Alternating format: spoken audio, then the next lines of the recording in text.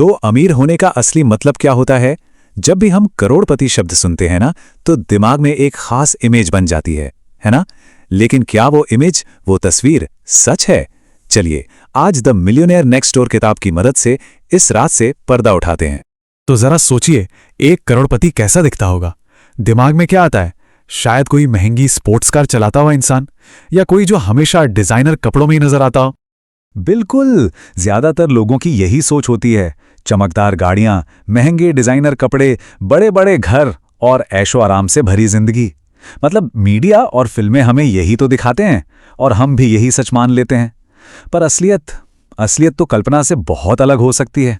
जानते हैं, जब इस किताब के लेखकों ने असल करोड़पतियों के रिसर्च शुरू की तो वो खुद हैरान रह गए। उनकी पहली प्रतिक्रिया ही यही थी। जिन लोगों की नेटवर्थ लाखों में थी, वो तो दूर दूर तक वैसे नहीं दिखते थे जैसा सब सोचते हैं। और यहीं से इस किताब का सबसे बड़ा सीक्रेट सामने आता है कि असली अमीर लोग तो अक्सर हमारे आसपास ही होते हैं, पर हम उन्हें पहचान नहीं पाते। देखिए, अमीर दिखना और असल में अमीर होना, इन दोनों में जमीन आसमान का फर्क है।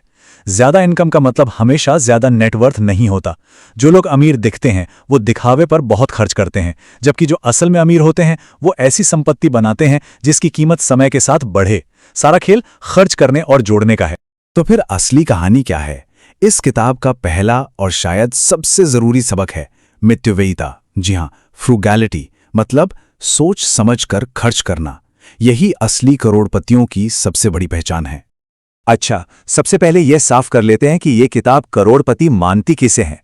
तो करोड़पति वो है जिसकी कुल संपत्ति यानी उसकी नेटवर्थ 1 मिलियन अमेरिकी डॉलर या उससे ज्यादा हो। और आपको यह जानकर शायद हैरानी हो कि अमेरिका में सिर्फ 3.5% घर ही इस क्राइटेरिया को पूरा करते हैं। सुनने में यह नंबर छोटा लग सकता है, लेकिन लेखकों का मानना है कि यह एक ऐसा टारगेट है जिसे कोई भी एक ही पीढ़ी में हासिल कर सकता है।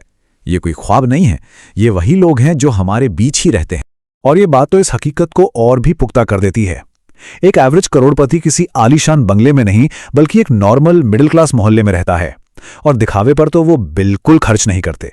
मतलब वो $500 के जूते आराम से खरीद सकते हैं, लेकिन फिर भी $40 वाले जूते ही पसंद करेंगे। तो सबसे जरूरी बात यही है, मितव्ययी होने का मतलब कंजूस होना नहीं। इसका मतलब है समझदारी से पैसा बचाना ताकि उसे इन्वेस्ट किया जा सके, और यही पैसा फिर आगे और पैसा बनाता है। ये सिर्फ सेविंग नहीं है, ये दौलत बनाने की पहली सीढ़ी है। तो मितव्ययिता तो हो गया पहला कदम, लेकिन सिर्फ पैसा बचाने से तो कोई अमीर नहीं बन जाता है ना। इसके लिए एक पूरा सिस्टम, एक पूरा ब्लूप्रिंट लगता है। तो चलिए देखते हैं कि ये ब्लूप्रिंट है क्या। ये सब कुछ 3 बहुत ही सीधे साधे कदमों पर टिका है।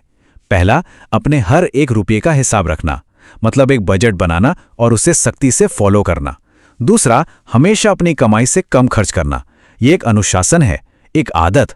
और तीसरा, जो भी पैसा बचता है उसे लगातार इन्वेस्ट करना। कम से कम अपनी इनकम का 15% तो इन्वेस्ट करने का लक्ष्य होना ही चाहिए। और ये लाइन सब कुछ साफ कर देती है।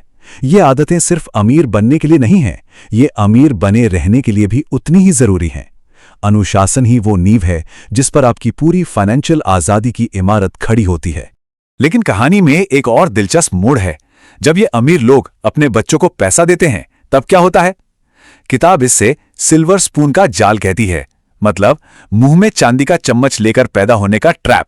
किताब में इसके लिए एक टर्म है, इकोनॉमिक आउटपेशेंट केयर या EOC।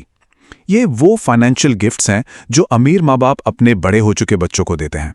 सुनने में तो बड़ा अच्छा लगता है ना, लेकिन असल में ये उनकी फाइनेंशियल आजादी के लिए बहुत खतरनाक हो सकता है। होता क्या है कि जिन बच्चों को बिना मेहनत के पैसा मिल जाता है वो अक्सर खुद कम कमाने लगते हैं। उन्हें पैसे की कीमत का अंदाजा ही नहीं होता और वो बस खर्च करने वाले कंज्यूमर बन जाते हैं। और नतीजा, वो खुद कभी अमीर नहीं बन पाते। ये आर्थिक मदद असल में उनकी आत्मनिर्भरता और अनुशासन दोनों को खत्म कर देती है। और ये बात इस पूरी प्रॉब्लम की जड़ है।